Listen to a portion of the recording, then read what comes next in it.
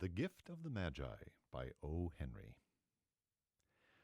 $1.87, that was all. And 60 cents of it was in pennies. Pennies saved 1 and 2 at a time by bulldozing the grocer and the vegetable man and the butcher until one's cheeks burned with the silent imputation of parsimony that such dealing implied. 3 times Della counted it. $1.87. And the next day would be Christmas. There was clearly nothing to do but flop down on the shabby little couch and howl. So Della did it, which instigates the moral reflection that life is made up of sobs, sniffles, and smiles, with sniffles predominating. While the mistress of the home is gradually subsiding from the first stage to the second, take a look at the home, a furnished flat at $8 per week. It did not exactly beggar description, but it certainly had that word on the lookout for the mendicancy squad. In the vestibule below was a letter box into which no letter would go, and an electric button from which no mortal finger could coax a ring. Also appertaining thereunto was a card bearing the name Mr. James Dillingham Young. The Dillingham had been flung to the breeze during a formal period of prosperity, when its possessor was being paid $30 per week. Now, when the income was shrunk to $20, though, they were thinking seriously of contracting to a modest and unassuming D.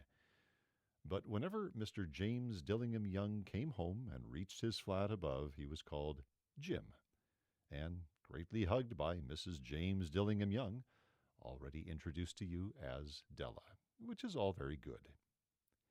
Della finished her cry and attended to her cheeks with a powder rag. She stood by the window and looked out dully at a gray cat walking a gray fence in a gray backyard.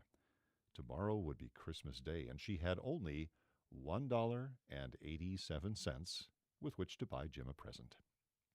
She'd been saving every penny she could for months with this result. $20 per week doesn't go far. Expenses had been greater than she had calculated. They always are.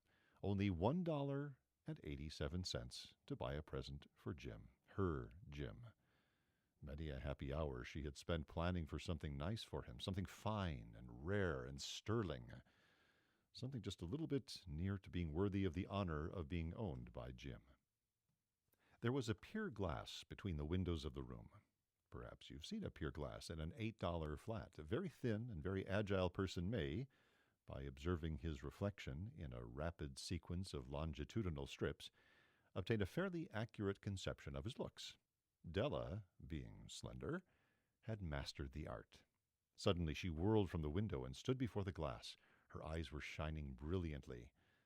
But her face had lost its color. Within 20 seconds, rapidly she pulled down her hair and let it fall to its full length. Now, there were 2 possessions of the James Dillingham Youngs in which they both took a mighty pride. One was Jim's gold watch that had been his father's and his grandfather's. The other was Della's hair. Had the Queen of Sheba lived in the flat across the air shaft, Della would have let her hair hang out the window some day to dry just to depreciate Her Majesty's jewels and gifts.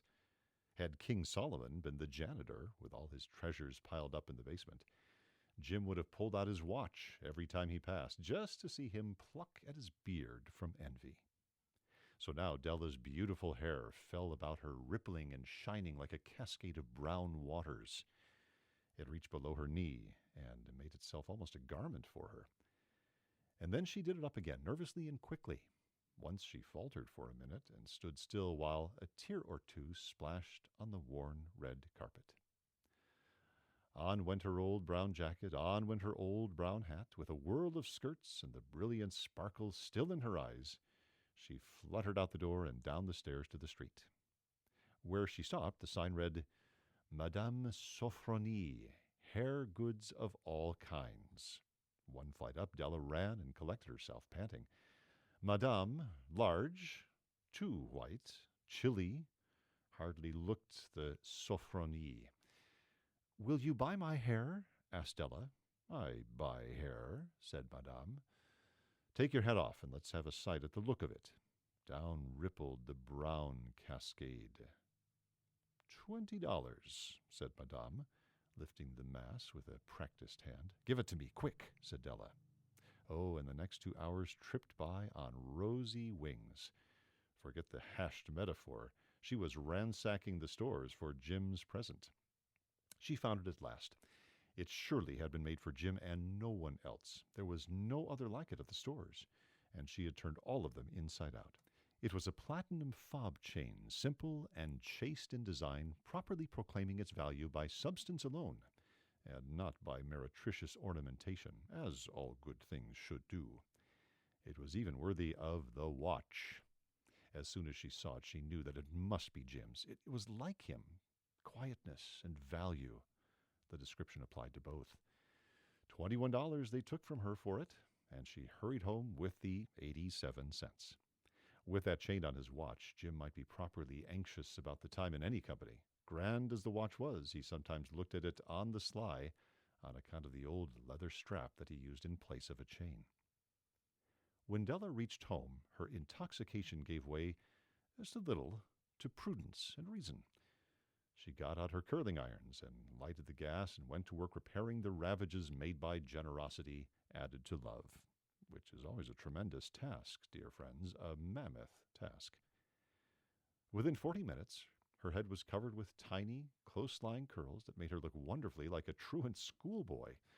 She looked at her reflection in the mirror long, carefully, and critically. If Jim doesn't kill me, she said to herself, before he takes a second look at me, he'll say, I look like a Coney Island chorus girl. But what could I do? Oh, what could I do with $1.87? At 7 o'clock, the coffee was made and the frying pan was on the back of the stove, hot and ready to cook the chops. Jim was never late. Della doubled the fob chain in her hand and sat on the corner of the table near the door that he always entered. Then she heard his step on the stair way down on the first flight, and she turned white for just a moment. She had a habit for saying a little silent prayer about the simplest everyday things, and now she whispered, Please, God, make him think I'm still pretty. The door opened, and Jim stepped in and closed it. He looked thin and very serious. Poor fellow. He was only 22, and to be burdened with a family.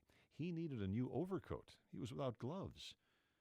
Jim stopped inside the door, as immovable as a setter at the scent of quail. His eyes were fixed upon Della, and there was an expression in them that she could not read, and it terrified her. It wasn't anger, nor surprise, nor disapproval, nor horror, nor any of the sentiments that she had been prepared for. He simply stared at her fixedly with that peculiar expression on his face. Della wriggled off the table and went for him. Jim, darling, she cried, don't look at me that way. I had my hair cut off and sold because I couldn't have lived through Christmas without giving you a present. It'll grow out again. You won't mind, will you? I just had to do it. My hair grows awfully fast.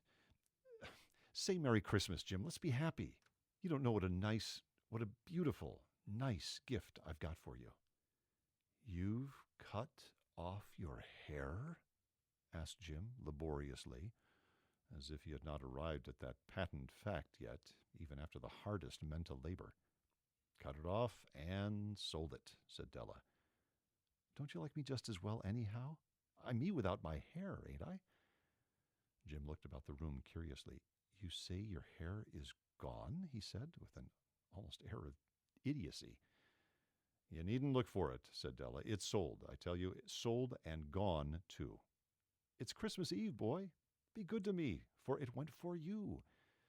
Maybe the hairs of my head were numbered, she went on with sudden serious sweetness, but nobody could ever count my love for you. Shall I put the chops on, Jim? Out of his trance, Jim seemed quickly to wake. He enfolded his Della. For 10 seconds, let us regard with discreet scrutiny some inconsequential object in the other direction. $8 a week or $1 million a year, what's the difference? A mathematician or a wit would give you the wrong answer. The Magi brought valuable gifts, but that was not among them. This dark assertion will be illuminated later on. Jim drew a package from his overcoat pocket and threw it upon the table.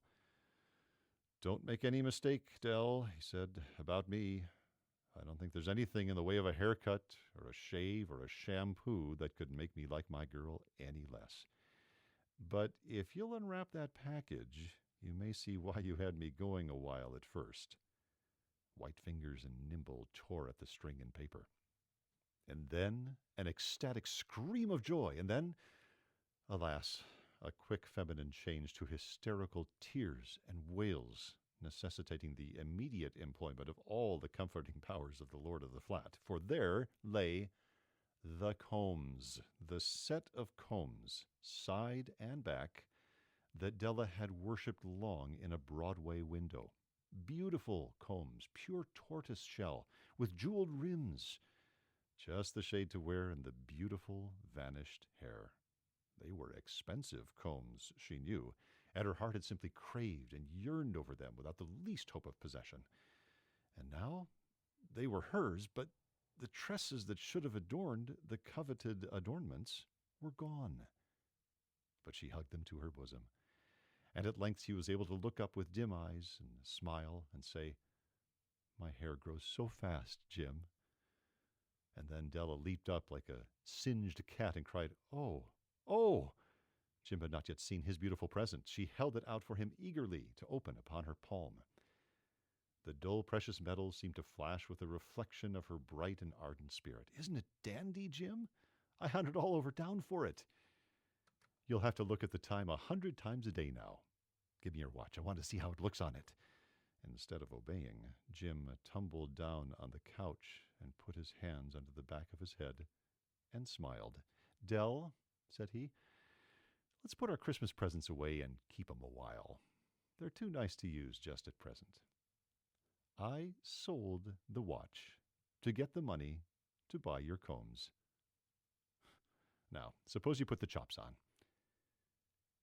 The Magi, as you know, were wise men, wonderfully wise men, who brought gifts to the babe in the manger. They invented the art of giving Christmas presents. Being wise, their gifts were no doubt wise ones, possibly bearing the privilege of exchange in case of duplication. And here I've lamely related to you the uneventful chronicle of two foolish children in a flat who most unwisely sacrificed for each other the greatest treasures of their house. But in a last word to the wise of these days, let it be said that of all who give gifts, these two were the wisest. Oh, all who give and receive gifts, such as they, are wisest. Everywhere they are wisest. They are the Magi.